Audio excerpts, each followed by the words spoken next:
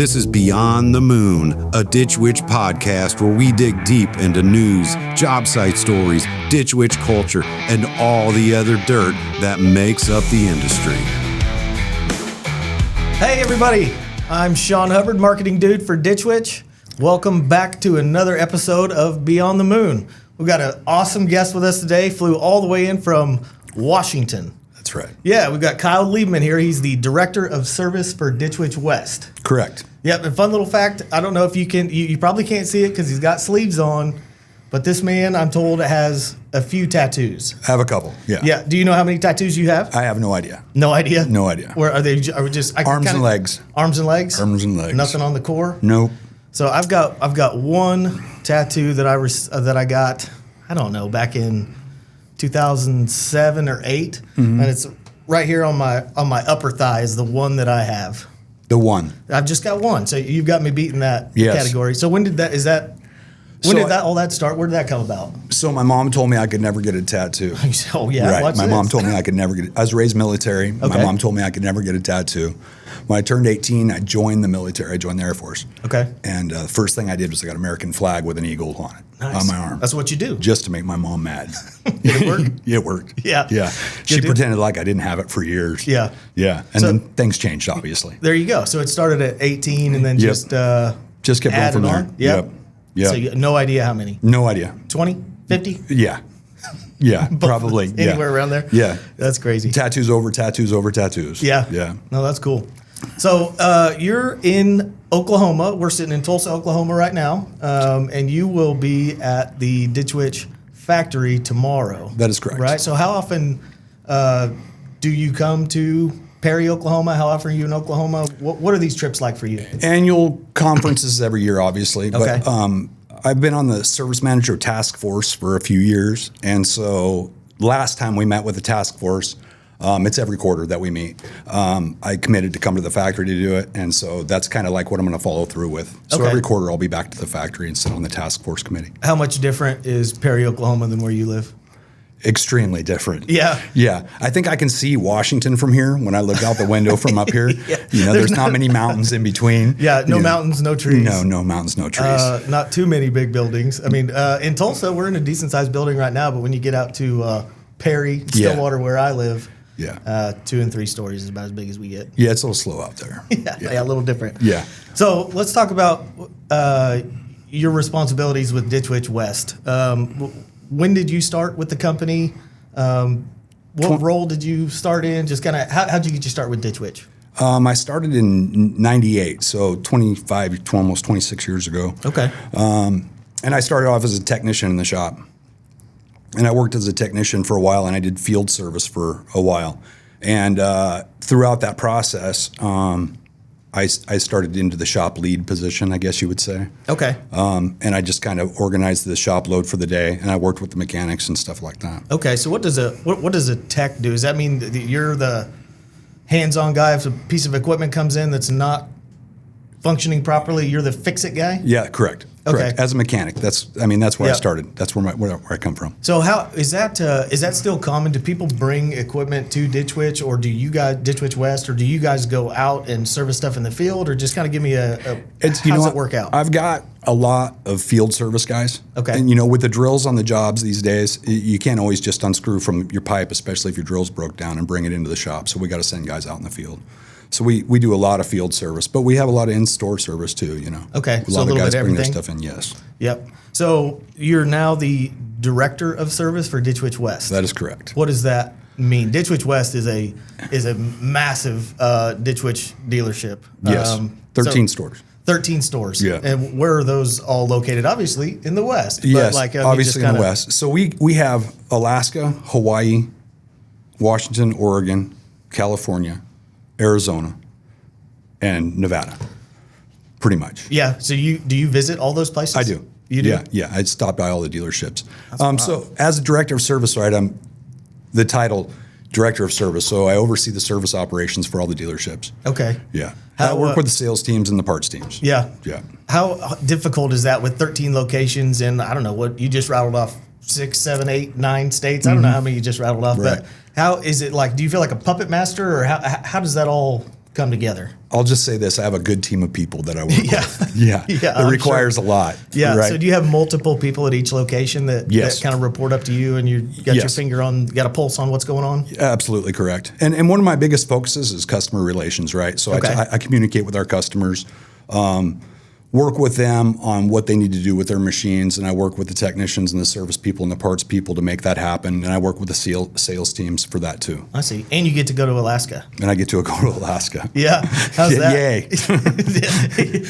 I want to go to Alaska. You make it sound like, yeah, I could do It without snows. it. It's cold. You know, I heard it's a little cold up Yeah, there. it snows. It's cold. It's a different animal. And Yeah. we just took on the Alaska dealership a year ago. Oh, okay. Yeah, and so it's different. So is the, I mean, obviously, and I'm thinking like you just mentioned like some SoCal places in Arizona. So cold in Alaska, not cold in Arizona. Does the work that Ditch Witch service people do, is it different? I mean, just based on weather conditions, it's different equipment? It is not. It's exactly the same, no matter where you go. We have drills and skid steers and trenchers and plows working everywhere all the time. So you just got to pack different stuff in your bag, but Exactly right. doing the same Yeah, thing. one extreme to another. Yeah. 115 in Arizona in the summertime, and then it's 0 in Alaska in the Yeah. wintertime. So That's too cold for me. I'm soft. yeah, I couldn't do it. yeah, Yep. So you said you started in 1998. yes. How did that come about? I mean, was it Ditch Witch something that you were interested in, or how did you get here? I thought ditch witches were lawnmowers. That's what I thought. Ditch witches were lawnmowers. I had Right. no idea what they were, and I worked for a trucking company prior to that. And my boss, what happened is Ditch Witch of Oregon bought our trucking company building and property, Oh, okay. and they moved Ditch Witch into there. Right. Right. And then I was working for a trucking company at the time, and my boss stayed from one trucking company to Ditch Witch of Oregon. Yeah. And he called me up one day and said, "You need to come work for me." So I went to work for Ditch Witch. Yeah. And you said, well, I guess I do. I guess I do. That'll yeah. check out. Yeah, and it worked out okay. So you kind of have an interesting backstory. Mm-hmm. You said that right out of high school, 18 years old, you joined the U.S. Air Force. Mm-hmm. What happened from there? Ooh, that could go on forever. We've got some And time. we'll keep it light and fluffy. Okay, Right. yeah. Right. So I got out of the Air Force. Okay. I got out of the Air Force earlier than most people do. And then I moved to Oregon. I went to school, went to college to get a degree in diesel technology because I knew that I wanted to work on stuff. And I'd always been a mechanic. I'd always worked on stuff. So Right. that's what I wanted to do. Hands-on kind of guy. Right. And then I got married and I had a couple of kids. And then I worked for Ditch Witch. And then my life took a turn. Okay. You and I had a phone call a little while back just to kind of get to know each other. Kyle and I had never met before, so rather than the first time that we speak with a bunch of cameras, we had a kind of a private phone call. And during that phone call, you had kind of mentioned that you hire people that need second chances. Absolutely. A lot out of for Ditch Witch West. And what I'm trying to get is why is that something that you try to do, or what's the reasoning for second chances with Kyle? Okay. So second chances with Kyle. That's a good way to put it. There you go. Yeah. So my story goes, and I won't get too much into my story, but more about to answer the question. Sure. I got drug addiction. Okay. Right. We talked about you have personal relationship with that yourself. Yep, we right? do. Yeah. Yeah. And so throughout that time, life was bad, whatever. I ended up getting clean. Okay. And so throughout that process of getting clean, I started volunteering for the state prison that was in my town, and carrying the message of recovery into addicts. Yeah. Sorry. No, that's So what's worked out for me for that is that, you meet a lot of people, right? Right. And convicts need a chance too. 100%. That's kind of how I figured it out, And I've been arrested a lot. I've been to jail a lot prior, right? A long time ago. And so giving these guys a chance was an opportunity for me. So Okay. I was in a position with Ditch Witch Right. after being clean for a minute that I could hire these people. yeah. So some of those folks that need a second chance, do you see yourself in them? Like, Absolutely. Okay. Yeah, absolutely. So give me a percentage of employees that you've hired over the last however long you've been at Ditch Witch that are second chance employees, and what's the success rate in reintroducing them to the workforce? Working for Ditch Witch, Yeah. I would say that right now I have probably 6 recovering addicts that work for me. Okay. Yeah.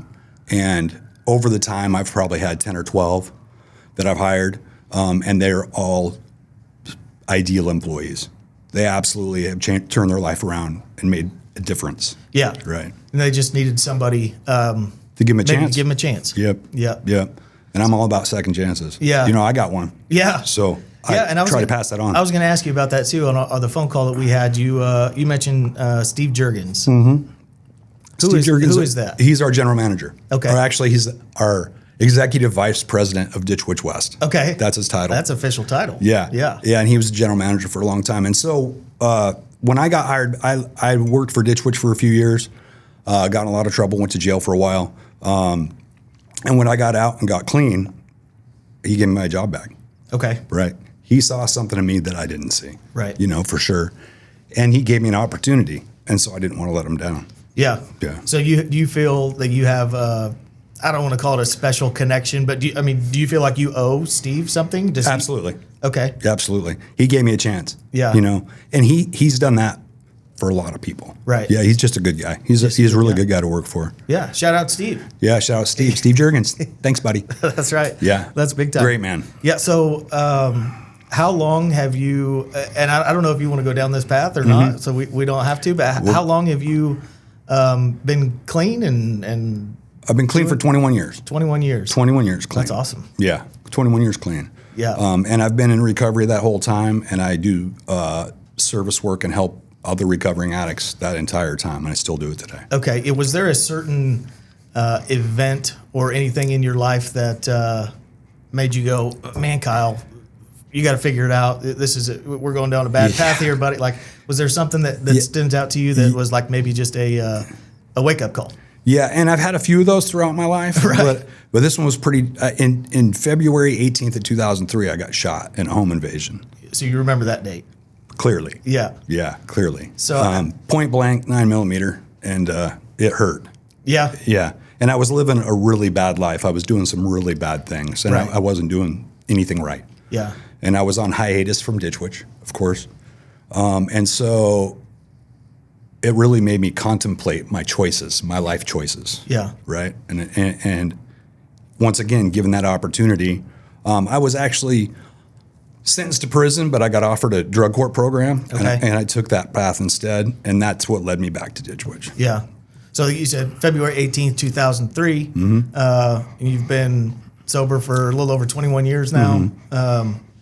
Those dates seem to line up that was kind of a what are you doing shocker. type of thing. Yeah. Well, and you and I talked about that a little bit on the phone, and I opened up to you a little bit that I have some similar stuff that's going on with my family, and it's hard for addicts to break out of that cycle. Absolutely. It is. Yeah, so I think you just being open to talk about your story, and obviously you're doing really well now, and that's exciting. Yes. Everybody at Ditch Witch West, Yes. I had nothing but great things to say about you.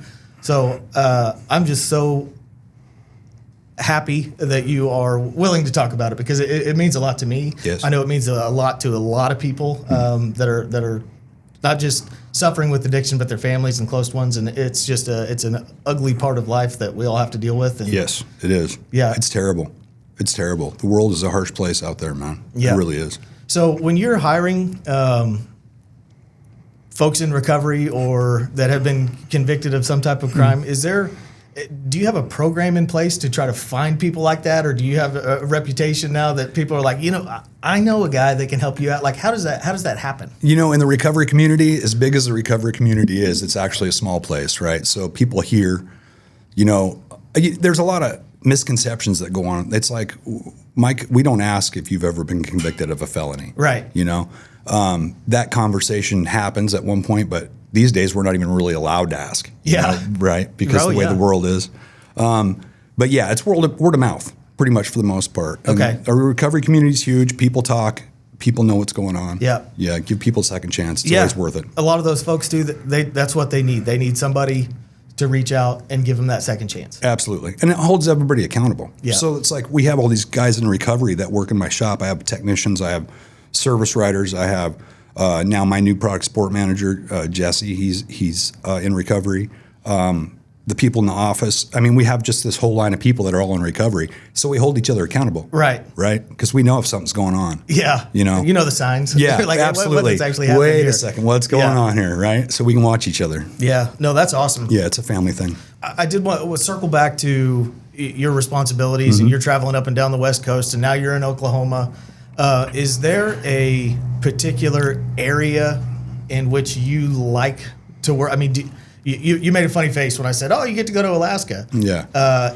Do you enjoy going to Hawaii to work, or where's your favorite location that you get to travel to? I just spent all last week in Hawaii. Yeah? Yeah. I'm jealous. I didn't. Not a spent fan. it in Oklahoma City. Not a fan. Not a fan. Why? It's just like anywhere else, really. Yeah. What I can tell you is when I go on the road, I'm working. It doesn't matter where I am. It's the same thing. Yeah. And the biggest thing I like to do is I like to go where it's busy, where there's a lot of customers working, so I can get out with these customers and explain to them what we offer as a dealership. Let's talk about that real quick. You're Ditch Witch West, but what all do you guys offer? I mean, as far as Ditch Witch is concerned, we have subside equipment. We have American Augers equipment. Yes. Do you guys have all that? Do you have do. other stuff? Like what are you? We're anything Charles Machine Works makes is what we have. So we have American Augers, a lot of reclaimers, a lot of mud recyclers. Yeah. Some bigger drills, and then majority of our stuff is all Ditch Witch drills. Okay. I mean that's huge, and plows too, as well as quad tracks. We spend a lot of time with that, and so when all these big telecommunications jobs are going on, I like to go out and hang out with the customers and see what's going on and see what we can do to help them. I've seen just talking to some vacuum excavation people in Perry, Oklahoma, that the Warlock Series W12s seem to be going pretty well on the West Coast. You see those driving around? Yes, and we work on a lot of them, and I'm glad they're here. Yeah. It's a good unit. No, they're awesome. Yeah, we're pretty impressed. Paint job's cool too. Yeah, the paint. They look cool. Yeah, that's they all that do really look cool. matters. That's it. It doesn't have to work. It just has to look nice. If it works, it's a bonus. Yeah, but man, it looks awesome. Parking on the job site looks great. Yeah. Yeah. But they're good. They're good units, and I'm glad we have them. Yeah, for sure. Yeah, because prior to the Warlocks, we were using another brand, which we still service, of course. Yeah. Which is Rival, but yeah. The Warlocks are definitely a contender in this market for sure, and I look forward to that future. Cool. We just got the M8s in like last month, so I like those. The W8. W8, sorry. Yeah. It's a upside down M. Yeah. Whatever. Yeah, no, those DW. are new. Yeah, they look cool too. They're good. Yeah. So, yeah. Good deal. Well, I think we're bumping up against time here, so I did want to say thank you, Kyle, for sharing your story. I know some of that's probably a little bit uncomfortable, but I do think it's important for people to hear that there is a light at the end of the tunnel, or there can be. There is. If somebody gives you a nod. Look at me.